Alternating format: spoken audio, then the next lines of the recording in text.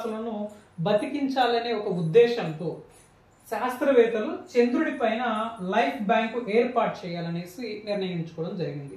So చంద్రుడిపై ఆవాసాన్ని ఏర్పాటు చేసే దిశగా చర్యలు తీసుకుంటున్నట్టు ప్రత్యేకంగా శాస్త్రవేత్తలు ప్రకటించారు.